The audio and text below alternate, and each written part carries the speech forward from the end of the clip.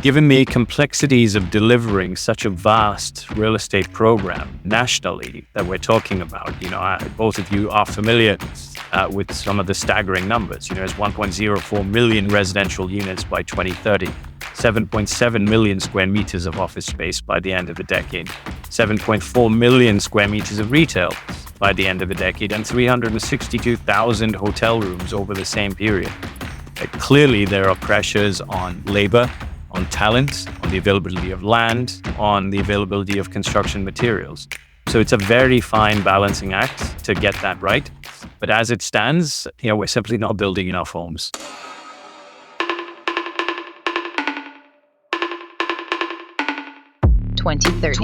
Saudi Arabia, the Public Investment Fund, there's a lot of excitement around NEOM specifically.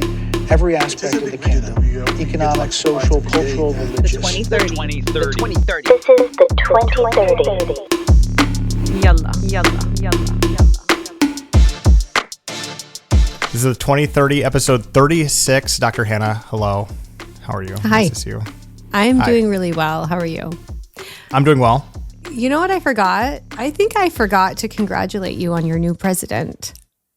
Oh, thank you very much.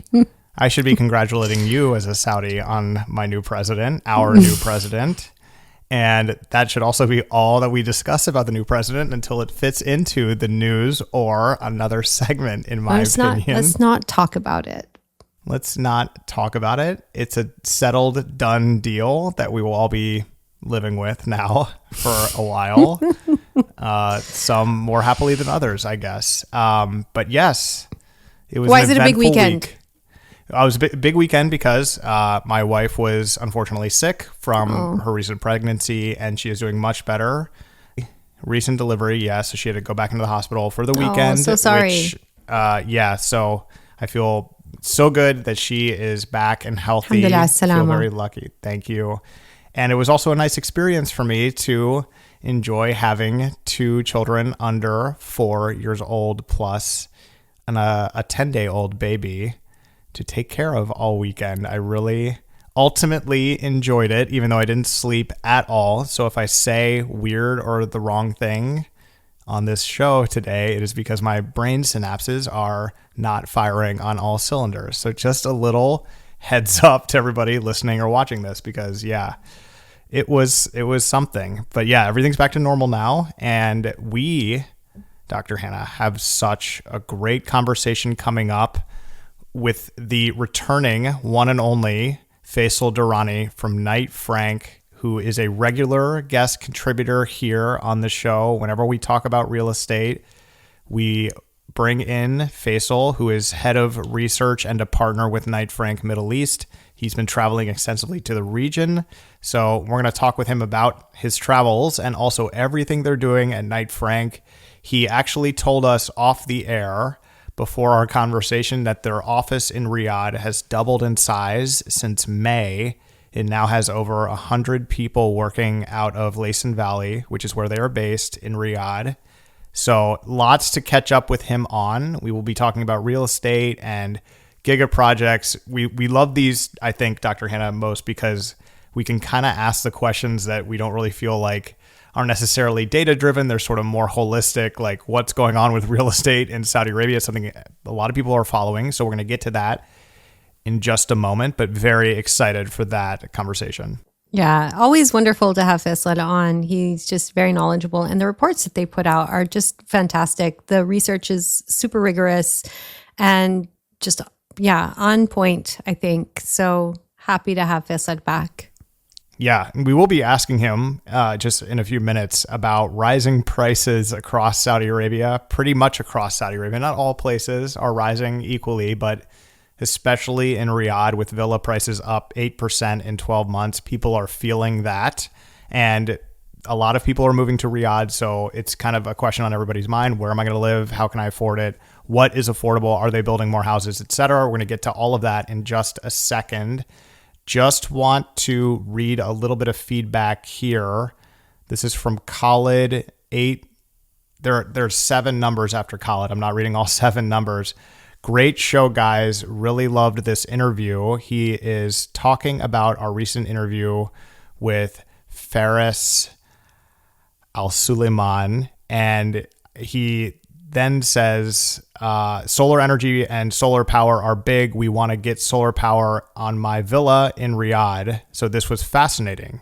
Well, so there you go. Maybe a new customer Amazing. for Hala Energy. And yeah, well, there you go. Faris, we will not take a cut from that. We won't get our finder's fee, but we will try to connect you with this new opportunity. That conversation was terrific. I know he's a friend of yours, Dr. Hanaa, but he's really cool guy. I love that one. Yeah. I learned so much. And again, like you said, sometimes we talk big picture, we pan out, we don't talk about the details, and we discuss some of these. And Faris was able to get into the details of solar in such an interesting way that really helped me envision how it could happen on a large scale at the residential, commercial, and industrial level within Saudi. And so it was, definitely an excellent episode if you haven't listened to it yet or watched it. I think it was also really cool. I mean, Hala Energy is in Saudi Arabia, based in Saudi Arabia, services Saudi clients. But I mean, what they're doing there, sourcing their panels from overseas, installing, maintaining, et cetera. I mean, the business model is similar to that, which exists in the United States and the United Kingdom, just maybe with different price schemes and other incentives. But it's really cool for me as somebody who would like to get solar to kind of find out like how it works and learning about some of the batteries that they're installing. It's a really cool business that they're in. So we love that. We have also gotten, Dr. Hanaa, dozens of comments on our shout out, which was about 2 weeks ago now, for King Salman bin Abdulaziz Al Saud. So many well wishes are pouring in for his health. We're not going to read them all here, but I think this is our most commented on video of all time. So thanks for everybody for sending those feedback points. And we cannot relay them to the king, sadly, but it's nice that everybody's thinking of him and his health. Yeah, maybe he will. You never know.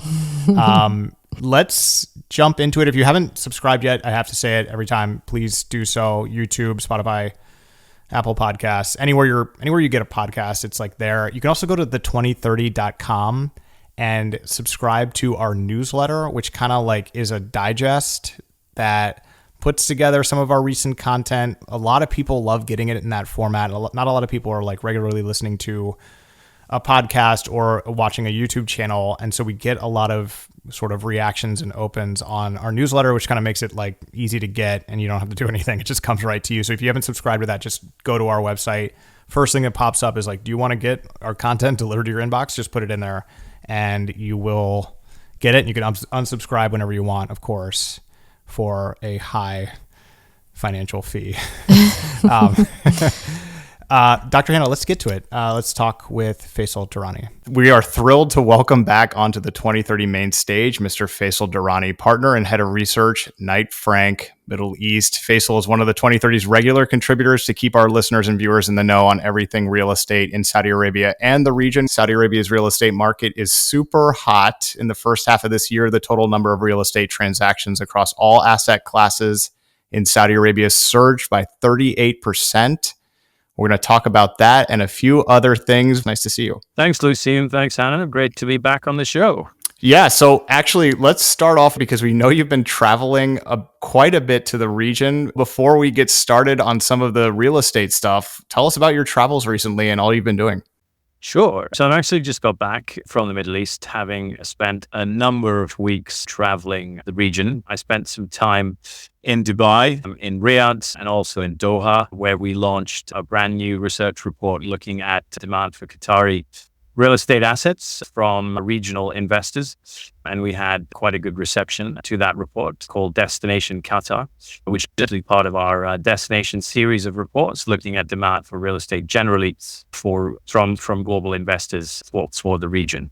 It's great to see you again, Faisal. And I mean, our timing for this conversation couldn't be more perfect, considering you just released a white paper analyzing the impact of Riyadh's population growth on the city's housing and employment needs. And while it's so exciting to hear about kind of what's happening throughout the region, I would like to focus on Riyadh a bit in the beginning, and then maybe we can talk a little bit more about kind of what other things that you were witnessing across the different Gulf states.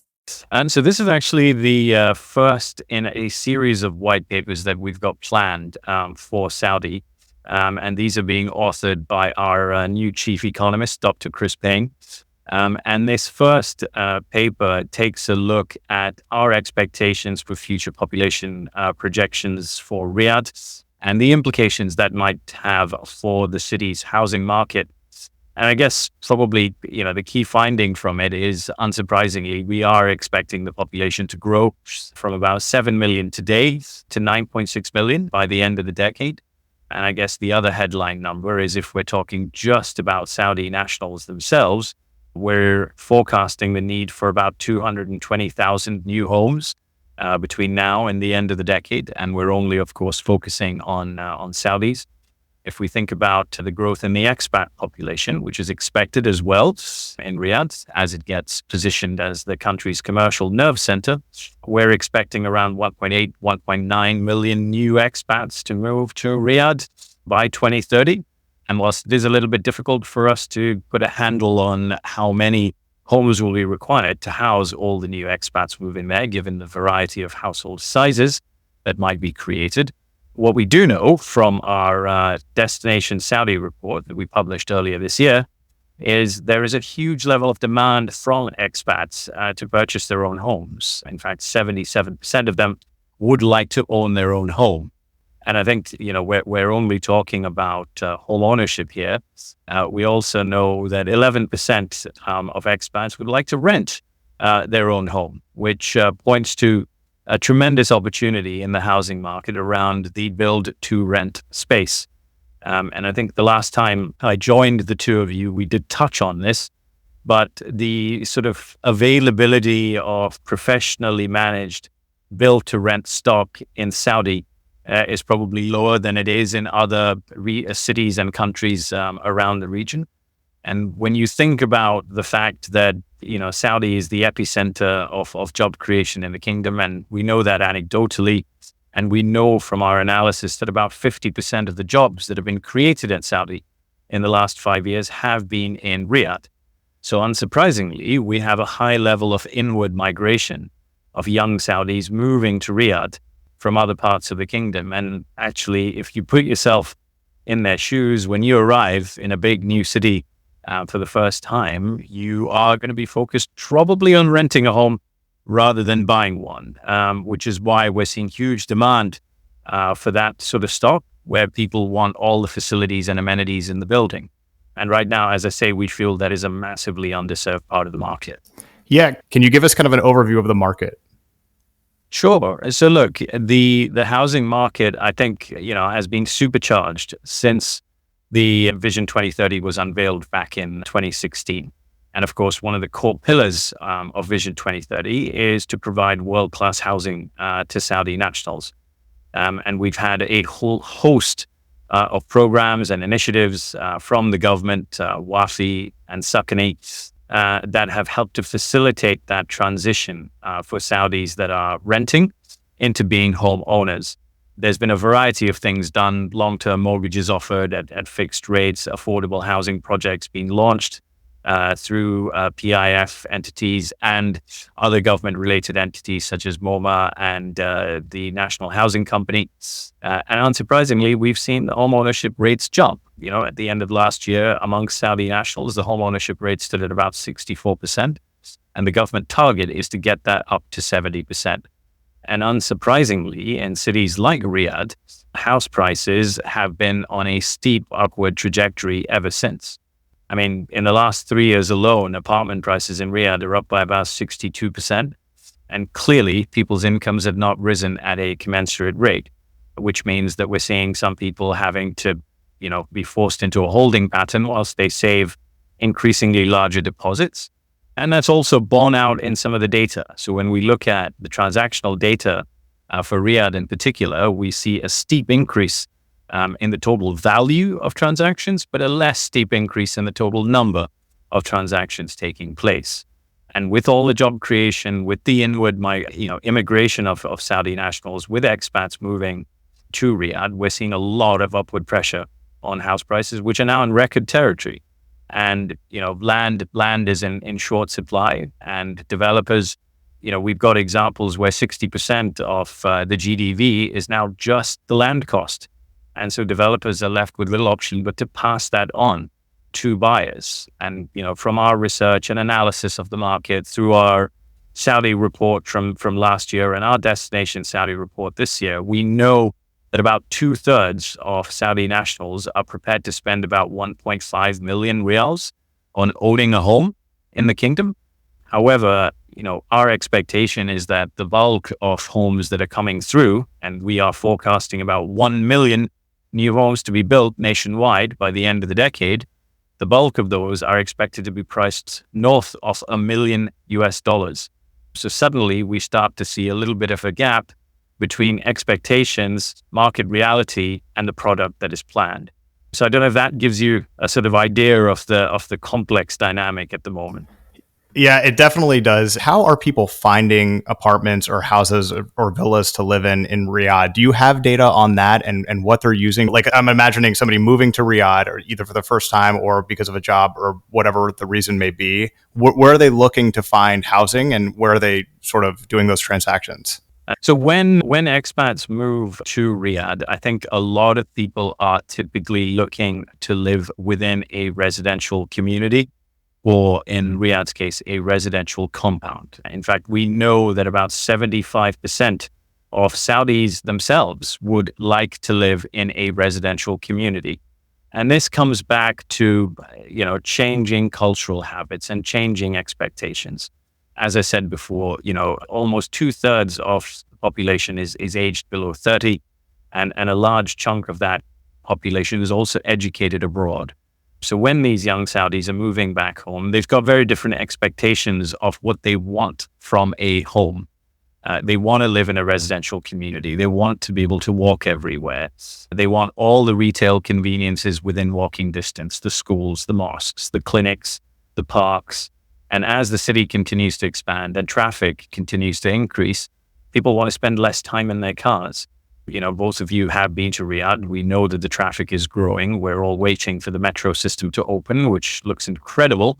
But I think at the end of the day, people would like to be, in a residential setting where they no longer have to get behind the wheel of their cars. And, that is very much in line with what you find in other big global cities around the world. We've got plenty of examples of successful, thriving residential communities in other cities around the Middle East, but it's a relatively new concept for Riyadh, particularly for Saudi nationals themselves. And an interesting data point that we came across recently from the British Heart Foundation is that the average person usually is able to walk a distance of about 830 meters in 10 minutes. So for scale, 830 meters is the height of the Burj Khalifa. Now, of course, we need to factor for the climate conditions in the Middle East, in Riyadh. So you probably want to reduce that by maybe 50 or 60%. But suddenly you get a formula for how far facilities and amenities need to be from every front door to create a walkable residential community. I have my husband is always looking to kind of keep everything within a 1 mile radius of our house. So like he walks to his office, and when we're in Saudi, even like a lot of the destinations that he goes to, his office, his kind of like friend hangout, all of them are very close. So we're solving for that. And we always have. It's harder to hit that mark in Saudi. But it's interesting. And as you say, with kind of population growth, more people moving to Riyadh, more jobs being created, you're going to get a much more difficult kind of situation in trying to achieve that, since so much of the city is already built up. So look, from our forecast, as I said before, for Saudi nationals alone, we believe that Riyadh will need about 220,000 new homes by the end of the decade. For comparison, our analysis tells us that nationwide, by the end of 2026, we are likely to see 200,000 homes completed. And this is across the country. So it looks like we are heading for a shortfall in terms of housing to house the projected population growth, which tends to suggest that the upward pressure on house prices is likely to persist. But please don't get me wrong. 6-7 years is a long time. We're likely to go through one, if not two, full housing market cycles in terms of prices through that stage, depending on, whatever happens globally and economically around the world. But right now, we're simply not building enough homes. But as I said before, there is this sort of fine balance between building homes to sell and building homes for rent and building homes for expats. And also, it's very important that we factor price into the equation, because given the complexities of delivering such a vast real estate program nationally that we're talking about, both of you are familiar with some of the staggering numbers. It's 1.04 million residential units by 2030, 7.7 million square meters of office space by the end of the decade, 7.4 million square meters of retail by the end of the decade, and 362,000 hotel rooms over the same period. Clearly, there are pressures on labor, on talent, on the availability of land, on the availability of construction materials. So it's a very fine balancing act to get that right. But as it stands, we're simply not building enough homes. Yeah, so I want to pivot just a little bit here. Can we move to the hospitality sector? Half of our audience is overseas in the US and Europe. Many are tuning in because they're either curious about Saudi Arabia or they're visiting regularly or interested in visiting.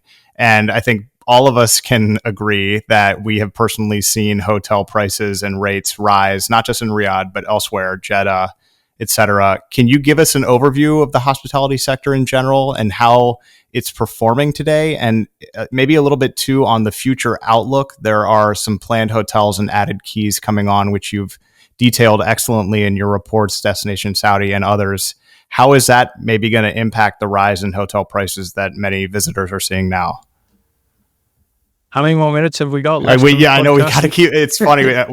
We'd love this to be like a three-parter. I'll try as distinctly as I can. I think for an international audience, I think first of all, we probably need to remember how big Saudi is. What a large country. It's a 90-minute flight from Dubai to Riyadh and another 90-minute flight from Riyadh to Jeddah, just to get a sense of the scale of the size of the country. It is extremely diverse geographically from a climate perspective as well. So the tourism potential for Saudi is huge. Of course, at the moment, the largest source of tourism comes from those performing religious pilgrimages to the holy cities, particularly Mecca. That's where we see the bulk of demand. But through Vision 2030 and the programs and initiatives connected to that, we have seen the government taking an active role in trying to promote Saudi as a global tourist destination, not just for religious tourists. And there was a goal that was established for 2030 to attract 100 million visitors or visits to the kingdom. But actually that was achieved last year. And what's interesting is 77% of that 100 million figure actually came from within the kingdom itself due to a rise in domestic tourism. That target by the government has now been increased to 150 million visits by the end of the decade. And last year, Saudi was the 13th most visited country in the world. The UAE ranked in 12th place. So that gives you an idea of the visitation from international travelers coming to the kingdom.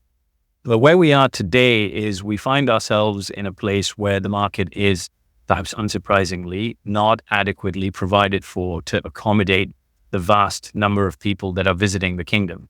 Riyadh in particular, as we've said a few times now, as it's being positioned as the commercial and financial nerve center of the kingdom, has a rising number of business travelers. And there are routinely times throughout the year when all the hotels are full. And I'm sure, Lucien, you have experienced that as well. And so we're seeing, room rates rising.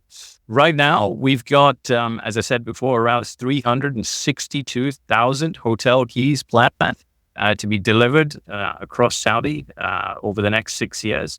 And for comparison, a city like Dubai has 150,000 hotel rooms.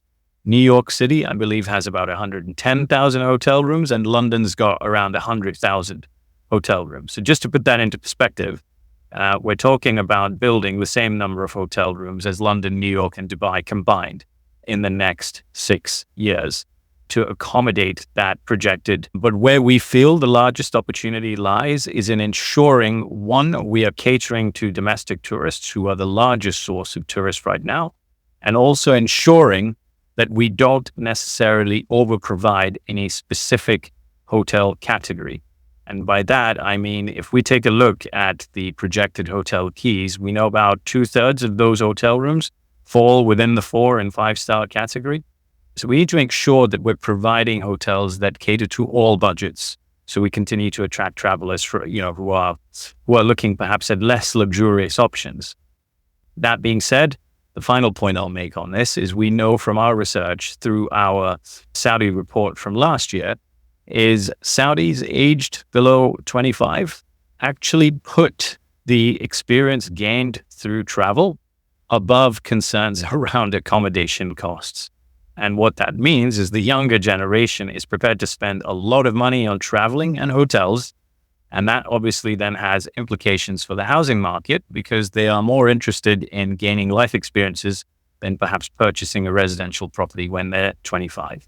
That is actually really interesting. We actually did a segment on luxury and kind of what people, young people especially, are kind of spending money on. And a lot of that did have to do with kind of their aspirations for second homes. And it was interesting thinking about that. I want to ask you a little bit. I wonder a little bit about the commuting culture.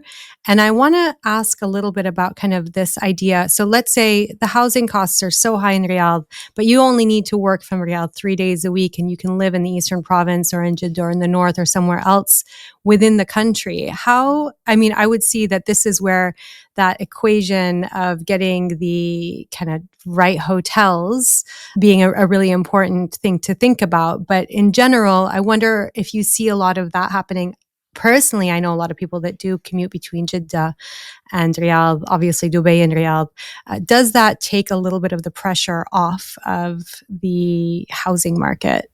Yes and no. So let me first answer the first part of your question. So, I mean, anecdotally, all you need to do is look at the frequency of flights that Saudia has between Jeddah and Riyadh. So you've got a flight every hour. It's basically a bus service, and it's always full. And, from our report last year, what we know is about 2/3 of Saudis travel within the kingdom 2 to 3 times a month. So there is already a high level of internal commuting or internal travel for leisure purposes. And I think, to your point, does it take pressure off on the housing market? Perhaps to own, but not necessarily to rent. I mean, just like we have in the UK, that demand for a small property close to somewhere where you work within walking distance, that culture is probably starting to emerge. But again, we don't necessarily have that type of stock to cater to that demand. And as, the culture shifts and people realize that it is extremely expensive to get on the housing ladder, that demand for rented accommodation is going to continue to rise. Where it is managed, you've got facilities in the building, you've got a concierge, a pool, a daycare, a gym, your retail facilities on the ground floor. I think that is what we're missing at the moment. So hence why I said yes and no. I hope that answers your question, Hanaa. Faisal, we want to ask you also a little bit about Dubai. The market there is totally on fire as well. We're more focused on Saudi Arabia on this show, but Dubai is a place that Saudis visit in huge numbers. Many still have second homes there or are interested in getting a second home there or make regular trips for business, vacation, etc. Seems like every day, Hannah and I talk about this, we log on to LinkedIn, it's some new announced development or announced skyscraper or something new coming almost every day in Dubai. Can you talk to us a little bit about the market in Dubai and Abu Dhabi as well? A little bit of the overview of the latest there? The Dubai housing market has been on an upward trajectory since March 2020. And I know that sounds strange to pinpoint for starting off the market cycle right in the middle of the pandemic, but that's when it actually began. And that is because of the unprecedented response from the authorities in the UAE to what was a black swan event. Yeah, the UAE was routinely ranked as one of the most vaccinated nations in the world. And very often, Dubai was the only place that had its borders open to international travelers and visitors throughout the course of the pandemic. And many visitors who came to the city back then in 2020, 2021 were first-time visitors. And they came because they couldn't go anywhere else. But they got to experience firsthand the way in which the government had contained the virus and also got to experience all the other softer things that make Dubai an attractive place to live, work, and invest. The climate, the safety and security, the rule of law, and arguably some of the best and most affordable beachfront real estate in the world. And that is what has turbocharged the housing market. And, we are benefiting from that positive sentiment almost 5 years on. And where we are today is we're in a place where the amount of demand from international ultra high net worth individuals to buy homes in Dubai means that the city is suffering from a shortage of ultra luxury housing. In fact, to put it into perspective, over the last 18 months to 2 years, Dubai has been the deepest market globally for $10 million plus home sales. In fact, in the last 12 months, Dubai sold more $10 million homes than London and New York combined. But when we take a look at that average price of these properties that are selling at over $10 million, you're talking anywhere in the region of $1,000 to $1,500 per square foot. And when we think about what $1 million gets you in some of Dubai's prime residential markets, you get about 980 square feet of real estate for that price, which is 3 or 4 times more than you'd get in London, New York, or Singapore. And in fact, in Monaco, you get 170 square feet for $1 million US. So that means that Dubai is one of the most affordable, in inverted commas, luxury residential real estate markets in the world today. That is insane. We did a recent segment on a new casino coming to Dubai. It seems like there's so much going on there. We wish we had like another hour with you, Faisal, but we really appreciate your time. Faisal Durrani, partner and head of research, Knight Frank. Follow Faisal and also follow Knight Frank on LinkedIn if you're on that platform regularly, because their updates are amazing. It's one of the things I look forward to when I log in, because the research you guys produce is terrific. Faisal, nice to see you again. We won't have this long of a buffer between your next visit, inshallah, but thanks for taking the time. We enjoyed it. Thanks, Lucien. Thanks, Hannah. Great to see both of you.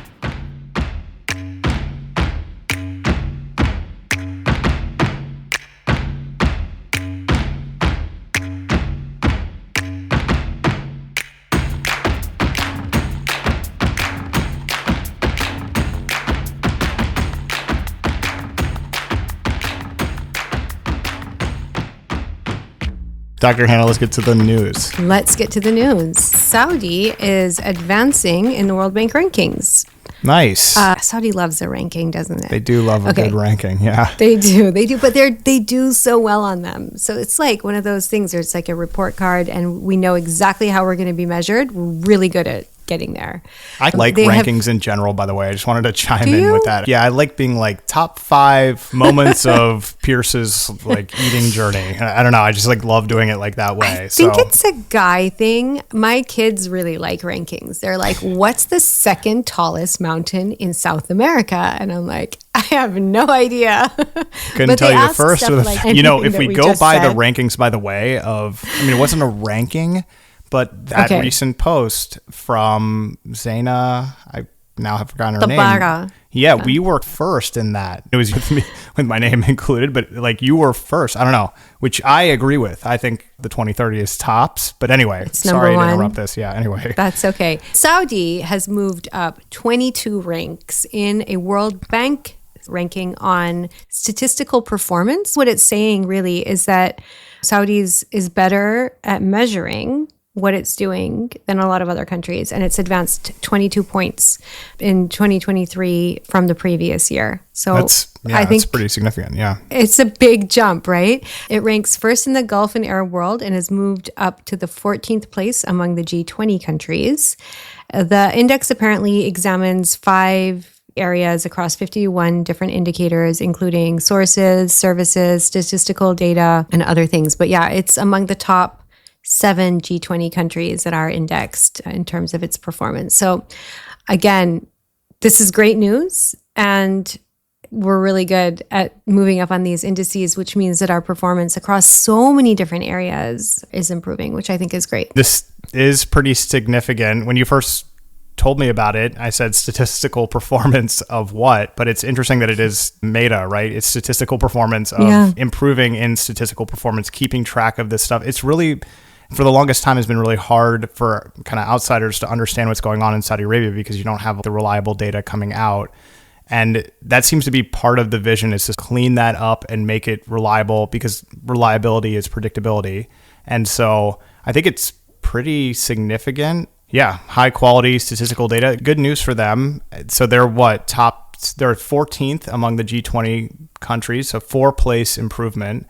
That's significant. Yeah. I don't know who they've beaten out in the G20, but yeah, it's really good. Good for them. As a researcher, I do predominantly qualitative research, but I hear this complaint all the time that there isn't enough data, there aren't enough sources of data.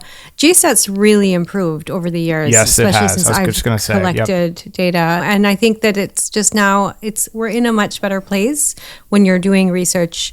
But there's obviously like always room for improvement. Sources of information, how it gets collated, and then how you can look at it and track it over time is really important. So sometimes the data is not comparable because it was done, the methodology was so different, or it was reported in a very difficult way to then use it to compare year on year, things like that. So I think this is very welcome. I'm very happy about it. It seems like silly news, but it's actually really important news, especially it's in like the actually research world. really important news that kind of may get like glanced over. It's like one of those things where it doesn't seem that significant, but in reality it touches everything. Yeah, very fascinating. Yeah. So Dr. Hanaa, we are going to go back to real estate. If you haven't had enough, then we've got something for you. We actually have new data on housing and real estate from our friends at Knight Frank Middle East, who sent this report pretty much just right after we concluded our conversation with Faisal. He talked a little bit about it in the conversation that we just had with him on this show, on the main stage just before this. But Knight Frank says that in their new report, Knight Frank says that Saudi Arabia will need to build 115,000 homes each year for the next 6 years to fulfill demand from a young population and hit ownership targets, which they have set for themselves. As Dr. Hanaa, the kingdom's government wants home ownership to reach 70% by 2030, actually getting close to that. They're at 63.7% now at the end of 2023, so actually probably a little bit higher than that. So it's definitely achievable, and they're getting there.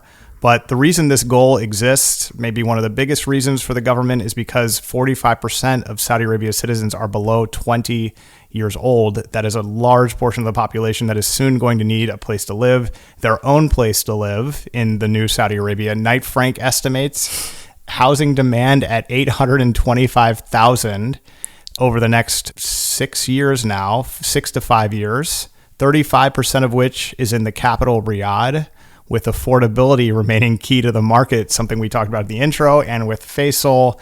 So that's a key thing. Pressure has built up on Saudi Arabia's housing supply in the past few years. Many companies relocating staff to Riyadh as part of the regional HQ programs. That's also where a lot of the action is. Rents are up by 35% in the past 3 years. Anybody living in Riyadh feels it. So there's a go-go attitude right now. The Kingdom's Sakani program, which includes social housing, has 883,562 applications from people looking to buy homes with financing help through guarantees on mortgages below 520,000 riyals. That's $138,000 roughly. So who is doing the building primarily? It's the National Housing Company, known as NHC, which has been tasked with building much of the housing supply needed at an affordable price point. Again, that's the key part, is can they be affordable?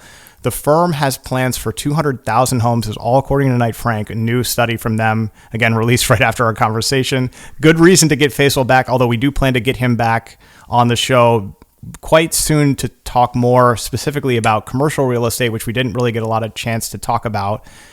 NHC has plans to build 200,000 homes, and the total could reach 300,000 by the end of next year, 2025, and currently about 1.04, so about 1 million new homes are in various stages of development across Saudi Arabia and set for completion by 2030.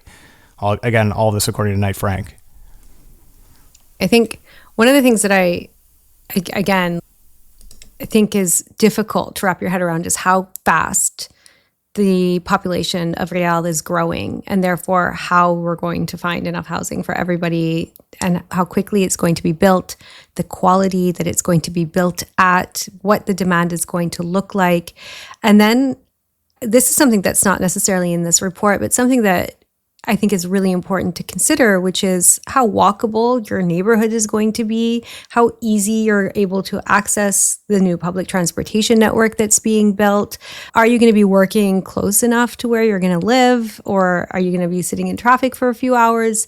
These are really interesting questions. That's why I find these conversations with Faisal so interesting, is because I think we're all thinking about real estate is one thing, but we're thinking about housing and where people live and how they live and the quality of their life. There's a lot in this report. Mortgages in Saudi Arabia have surged above 600 billion riyals compared with 200 billion riyals in 2019. What we're witnessing is essentially the birth and then the fast growth of a mortgage market in the kingdom. So it's an unbelievably hot space, one that is critical to national strategy, but also a real bread and butter thing that is needed in the kingdom. Other developers are adding to the kingdom's supply of homes. But a lot of the new, what we just heard from Faisal, a lot of the new supply coming on from the private developers are for middle income and luxury housing like New Murabba and Roshan. Of course, Diriyah, the crown jewel, has new homes that they're adding. But at first, they've all been just slightly out of the affordability range for many Saudis, said with tongue firmly in cheek. But yet, so you're seeing supply starting to come online from every direction to try to meet the demand. Just such a cool space. Anyway, we've talked a lot about real estate today, but it really is a fascinating thing. Yeah. And interestingly enough, just thinking about kind of financing things in general, Sharia compliant carbon capture is coming your way. And I think that this is an interesting way of thinking about how you can finance different things. So a Saudi firm launched a carbon exchange platform at the COP29 conference in Baku to drive emission reductions. The exchange was launched, it's super interesting. It was launched by Saudi Arabia's Regional Voluntary Carbon Market Company, which is a company that was established to accelerate the kingdom's role in carbon credits in the carbon credit market by 2030. Apparently, participation in carbon markets is optional, but it allows companies to support climate goals and compensate for emissions that they can't directly eliminate. So when we talk about net zero, a lot of times we're talking about a whole different kind of range of approaches, including carbon capture. They're crucial for directing finance to environmental projects as well, especially in developing regions, and are considered a key tool in achieving global net zero targets, as I mentioned. So Saudi's market is unique. It has a unique advantage through Islamic finance mechanisms. And according to their CEO, they've worked with the Islamic Corporation for the development of the private sector to issue the first ever fatwa allowing carbon credits as Sharia compliant commodities, which a significant portion of the auction's credits will focus on removal projects, enhancing their durability and environmental impact, but also I think what is interesting is the CEO was talking about how conventional finance fails to reach rural areas in Saudi Arabia and in Africa, as she was mentioning. So she thinks that the voluntary carbon market fills this gap and channels a lot of the much needed resources where they're most needed. Yeah, this makes a lot of sense to me. The size of the Islamic finance industry, Sharia compliant financial instruments, is massive globally. 11% growth year on year ending in 2022. So we're talking about $4.5 trillion according to a study that was published in 2023. So it's only bigger than that.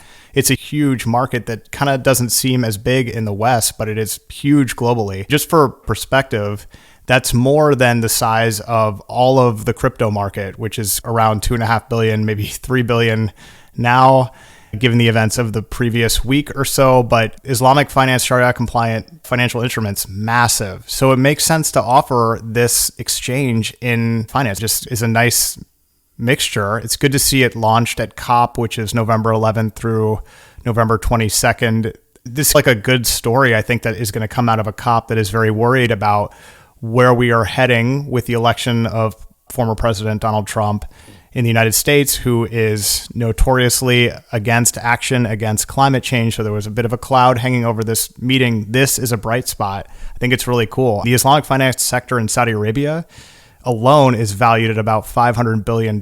So it does offer a huge opportunity, a potential to drive liquidity into the carbon market, which is beneficial for everybody. One of the things that the CEO, Reem, is quoted saying was, imagine if mortgages were backed by carbon credits rather than traditional commodities like rice or gold.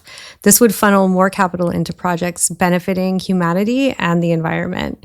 Like the way she's framing it is super interesting. And I think that, again, they're using a lot of tech for the credit market is built on digitized infrastructure, employing tools like satellite imagery, AI for verification, ensuring that carbon offsets deliver real environmental impact. The inaugural auction will see over 2.5 million tons of high quality carbon credits traded with participating companies, including industry leaders like Aramco, Ma'aden, and GIB, Gulf International Bank. No, I love it. I think it's really cool. I think it's a good start to the initiative. I think if it grows more and more, you're talking about more liquidity, as we discussed, into that market, which helps everybody. It's really cool. Very cool news item, Dr. Hanaa. I'm going to keep it going with cool news items. And this one is a shout out to my son. His favorite thing in the world right now is robots. The Saudi Tourism Authority has launched Sarah, the first AI-powered digital human travel companion created specifically for a national tourism board. Sarah was presented as a beta version at the World Travel Market in your backyard, London, and she is designed to be more than a traditional chatbot, according to the ministry. She serves as a brand ambassador, personal concierge, and immersive travel guide. She utilizes advanced generative AI tech. We're going to show a picture of Sarah to our visitors, or to our viewers, watching the show on YouTube. She will be, I think, on this side, and that's Sarah. Meet Sarah. She's portrayed as a young Saudi woman, represents the spirit of Saudi hospitality and curiosity with her virtual persona modeled on a deep knowledge of the kingdom, from the ancient ruins of Al-Ula to the bustling souks of Jeddah. Unlike standard AI chatbots, Sarah can respond intuitively, they say, using contextual understanding and memory of past interactions, providing tourists with a personalized experience. That is awesome. It's going to get smarter as more and more questions, she is going to get smarter as more and more interactions come in from people talking with her. Terrific use of AI technology, terrific use of, many people are telling me now that when they travel, they're like going to Chat GPT or Gemini and being like, I want to go to Cuba, make a list of places to visit and things to see. This is a version of that, but actually gets smarter and smarter. And because it's specific to Saudi Arabia, can get smarter quickly based on what people are asking. Love it. Hello, Sarah. Thanks for appearing. Thank you, Sarah. Yeah, maybe Sarah can tell us. Yeah. Sarah can tell us where to go, what to do. Yeah. What's on in Riyadh? I ask that question sometimes to people that live there, and they're like, I don't know. There's too much going on. I can't keep up. Sarah can keep up. She can't just not only just keep up, but she's going to be like, do this and not that. People seem to love the venue. This is really popular. Yep. Or, I'm looking forward to talking to Sarah about my upcoming trip to Riyadh next week, actually. So, where can you get it though? It's an app, I have right? no It's idea. I think it's on an app. Yeah, I think they have an we'll app. have to look this up. We're going to look it up, and we're going to put maybe a link to the app, but it's Is in she beta around? version. Yeah. Oh, okay. Beta Yeah, so they tested it out in your backyard in London. I think they're going to be adding it. AI can get a little out of control if it's not done right from the beginning. I think that's probably where they are. Don't really know. But I think this is, honestly, if this works out and if this becomes something that people really love, I could easily see other countries emulating this model and providing information for tourists. It's more than just the general Chat GPT answer, which sometimes if you're looking for something really specific is, it's not really what I was looking for. But anyway, very cool. Great for them, for the Ministry of Tourism people. Love to see that. Good to see you, Dr. Hanaa, and we will be back in just a few days. I have a shout out. Oh, how could I forget? You know what? I don't have a shout out today because I stole your shout out last episode to shout out to you. So you go right ahead. My shout out is to Mishal Khwater. Mishal is a PhD candidate at the London School of Economics, and I had an incredible interview with him a few months back on Nus Voices, the podcast of the Arab Institute for Women's Empowerment that I also host, but in Arabic. Anyways, Mishal has developed, and it's in beta version, a platform that helps basically graduates and job seekers to evaluate a salary offer because it is gathering basically salaries from across the internet on job posts and enabling young people, especially young women who get paid lower salaries on average than their male counterparts, even when they hold the same qualifications. It's enabling them to really understand what types of salary scales are entry level, mid-level, senior level, and what they should be negotiating for. So this platform is incredible. The information asymmetry that's out there makes job candidates hesitant to ask for higher salaries. And this enables people to have some solid evidence and make a case for when they are negotiating their salaries in entry-level positions, especially. You can try it out. I think I'm going to put a link to it in our show notes, but any graduate can use it when evaluating a new salary offer. And it really provides young job seekers with information, giving them a lot more agency in their negotiations when being offered a new job for the first time. So a huge shout out to Mishal for developing this. I also really encourage everybody to follow his newsletter. Super interesting analysis on the Saudi labor market. I think it's fantastic. Gender pay cap, a huge problem globally, even in the United States. Need real tools to address it more than just going in there saying, I think a male colleague or somebody equally qualified is getting more. That doesn't give you really the, like you said, agency to approach a job offer and have real data to back it. Love that. Yeah. Shout out to Michelle. Great work. We will include a link to that if you're seeking a job so that you can get more cash out of your employer. Yeah. Everybody loves that. Dr. Hanaa, great episode. See you next time. Thank you.